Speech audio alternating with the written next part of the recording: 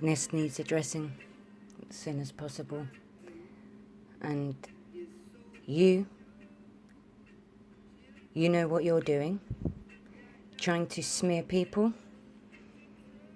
The whole group of you. You've been doing it for months now. And you need to stop.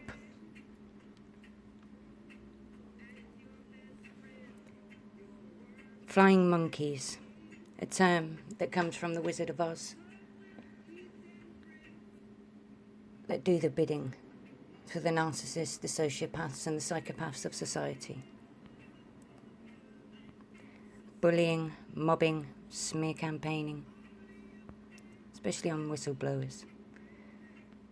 Smear campaigning against victims of social crime is witness tampering. Please bear with me as I try to get through this. Victims of social crime or violent sexual assault are the most common types of people that those who abuse launch smear campaigns against. I think there's a mistype there. But it is the people who carry on talking about the victim who are the real social predators.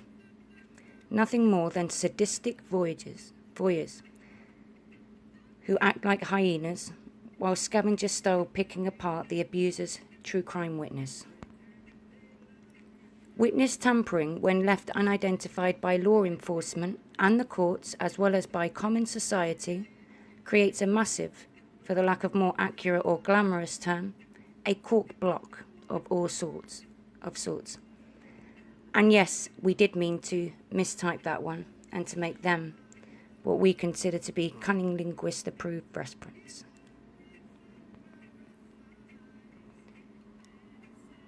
Cork blocking reports to authority figures like law enforcement, guardian ad litems, the FBI, social services, or places like Homeland Security is a technical crime. I think meaning, as well as here in the UK, such as reporting people maliciously for stalking when they haven't, maliciously for harassment when they haven't, maliciously reporting them to social services, and all of what we've heard from this particular gang who gloat and boast about how they do this to people, yet play victim, that they are the ones being harassed, stalked, and treated and abused when that's not the truth. Okay? Witness tampering is not a joke. It is an inhumane second-level abuse of a person already traumatized for no reason other than whoever harmed them is not obligated to do things like stop abusing and openly, consistently own their personal behavior towards others. Lacking social and emotional intelligence and unable to grasp things like reality, social undercurrents, or patterns, cork blockers take it upon themselves to run their mouths about people and events that they have no idea about or point of reference to discuss in a credible manner. Literally, they gum up the words and prevent the flow of information to appropriate sources by pretending victims and our social experiences are not deserving of being treated like abuse incidents that matter, or those crime victims are credible people retelling things about how trauma subjectively impacted our lives and our health. Cork blockers literally strive to prevent abuse victims of Cluster B people from receiving appropriate medical assistance while simultaneously ensuring that no fair and equal lawful or judicial protections for the person that the abuser targeted to situationally abuse covertly or overtly with the support of a mob or ever given to that most deserving person. By doing things like shame shifting, blaming the victim for an assault while pretending that because they were assaulted they should feel responsible and be ashamed, while the predator is held to no social, moral, lawful or civic responsibility whatsoever. Blame shifting, telling the victim that because they were someplace at a given date, time, at a place where they were harmed by a social predator, it was their fault for being there. Gaslighting, telling the victim lies like it must be because they were drinking or wearing a short skirt at a party or social gathering where other people were intoxicated, that if someone hurt them, that not only was it the victim's fault, but that they have no right to ask for social support, mental health services, or any assistance from some place like Planned Parenthood to provide them with medical treatment to avoid life-changing consequences like an unwanted or undesirable pregnancy or an STD. Shaming, telling a victim that they brought the abuse on themselves or that they deserve to be treated poorly for whatever reason the social predator seeks poker, tells on the victim, revealing that they are insecure about something or that they have mixed emotions. Humiliating, forcing the victim to bare their soul and share the most intimate details of their sexual history in public, so predators get themselves sadistically or psychologically off while listening to information that was truly never anyone but the crime victim's business, such as the article regarding my child. Moving the goalposts, telling the victim if they will do or say XYZ as part of capitulation to extortion, that the predator will do ABC, such as all these videos, such as the bullying, on their behalf, and when the task is complete, the abuser claims to be satisfied with the jumping through hoops-based performance. Hint, the bargain is offered by a person intending to commit fraud, somebody likely to pretend that they are unpleasable in order to avoid having to perform whatever contractual act they in bad faith originally promised, such as making out you're helping survivors. For example, telling a person if they kept abuse a secret, if they fail to prosecute after being the victim of crime, if they cough over cash or never pursue collection of money lawfully awarded to them by the court order, if they give up custody rights to seeing or knowing their child, if they do something like lie or to mislead a child into believing the extorted mark no longer loves, like or cares about them, that the victim and their loved ones will no longer be targeted for social exile, persecution, or be hunted like prey by hired guns to persecute or menace the true victim of the crime further. There is no winning with anyone who is socially competitive for one reason only.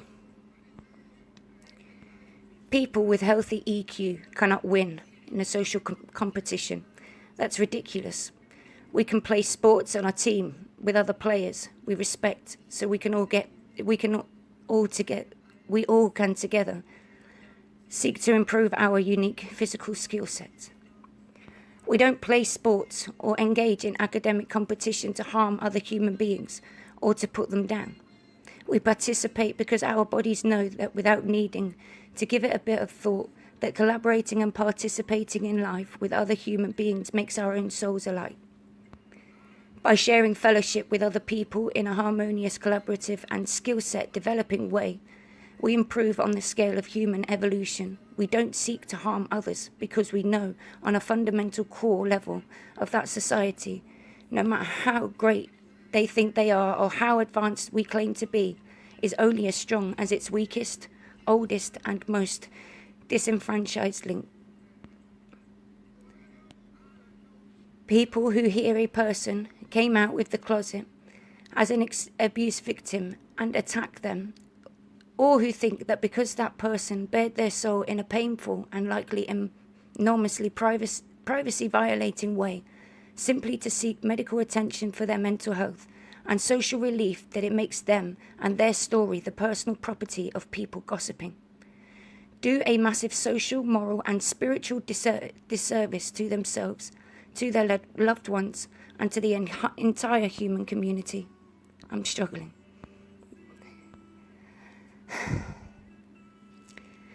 That discussing their pain or personal issues is not anyone else's business but the person's alone. Not the predators, not the predator's friends and family, not the stranger down the street, and certainly not the business of some jackal or hyena trolling the internet because they did not get that pony they demanded from their narky parents when they were 8 years old. by making it a point to say it is every individual's right to seek social support and legal protection from cluster B people situationally abusive in private or in a public manner. The victim of crime or person who has experienced the sensation of trauma can speak in public safely while reaching out for support. So can the person they claim situationally abused them out of sight, or other human beings, or who is behaving in ways that are intended to provoke, bait, or to taunt and menace their preferred scapegoat, that same person say they need social support for dealing with the immense feelings of shame and humiliation they feel they are guilty or not. You see, a person who harms others on the sly and gets outed is the least likely person to show signs of developing anything like CPTSD, PTSD, or some other crippling form of social anxiety at the idea that they have done harm to another person. They are most likely to rage at and about the character of the person they harmed, alternating denials that they did anything to bait, harm, or to provoke with claims like "so what," and boasts that if they do it probably that the crime victim deserved it. To the abuser, if someone does not prosecute them successfully, the victim of trauma is entitled to no social or medical support to overcome the physical impact of their mind, body, or life, actually making other people treat them terribly, withhold affection, and deny any form of humane treatment or validation. They have even experienced something traumatizing tends to become the alpha abuser and their beta enabler's plight. By terrorizing and profoundly humiliating and disenfranchising victims into believing they have fewer rights socially and legally than people who do things like use words and violent action to harm, bully, or extort other people, alpha social predators, and people who use them as means rather than as an end in themselves to get away with literally using every form of deplorable social abuse tactic to harm people they feel like hurting whenever the whim strikes them. Once the damage is done, the predator moves on, while the victim of social crime is left cleaning up after the abuser and their enablers disappear after their bloodlusting, inspired mobbing, bullying, and aggravated stalking party. If you know a person who treats one or more people like dirt while placing others on pedestals, here's a hint. That person is the jerk. If you know a group of people who pack together and act like mean girls in grade school, no, that's what's known in narcissistic abuse recovery circles as a nest, N-E-S-T. A pack of cluster B people who align with one another socially to use others to do things like abuse together and lie in order to protect them. The goal of the mass bullying and smear campaigning, in most cases, is strictly to ensure that if a crime victim ever gets up enough nerve to self-advocate for harm to end, what they will not be believed or shown any compassion, especially not compassion or validation from authority figures like the police.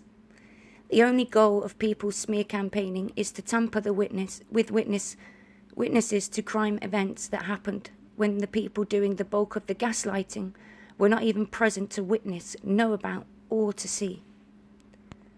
Remember, every time you are in a city and see a sign in intersection, it says, "Don't block the box." What does that actually mean? What that actually means, because people who blather on and on about whether or not an abuse victim is telling the truth, instead of keeping focus on what type of trauma exposure that person is striving to heal, give all the victims dignity and power away to whoever they believe without question whatsoever is the person who did the social harm, was civically neglectful. Cork blockers block the box of the metaphoric justice being allowed to socially be enacted. Smear campaigning is a witness tampering and harms not only people targeted for social abuse and mistreatment by socially violent people, but also the smear campaigners themselves. Why and how? by ensuring that people who are prey in the eyes of Cluster B individuals are socially mistreated without lawful or civic recourse, by sending terrorised crime victims to sit on stands in a court where the victim is presumed guilty of all forms of deplorable social nature and intent, while a smug abuser sits and points fingers and says that claims can never be proven because it's their word against the victim. By giving social and emotional support to increase the predator's grandiose thinking and actual sphere of influence. Smear campaigners ensure that when the tides or tables turn, that they themselves end up victims of social harm or violent crime at the hands of other predators, that their reputations are likely to be ruined, and that they are likely to be denied things like protection from court officials and law enforcement for themselves in the future. All for what? So someone not present and with no care about how their emotionally hedonistic and reckless approach to discussing other people's lives and their pain can alleviate boredom by gossiping and trash-talking people who they target to dehumanize for no lawful purpose. Literally, the only core aim of a smear campaigning is to ensure that a person being victimized covertly will never be believed if they come forward to tell anybody. People who cork block, enact smear campaigning prevent abusers and people like career criminals from being held lawfully or in any way socially responsible for when they harm other humans. By doing so, they put all members of society at risk and in harm's way while destroying the lives and the health of people who have already been profoundly harmed by the alpha predator and the nest of the beta cluster B actors who will willfully enable abusers to succeed in hiding their situational abuse crimes from society at large in some way.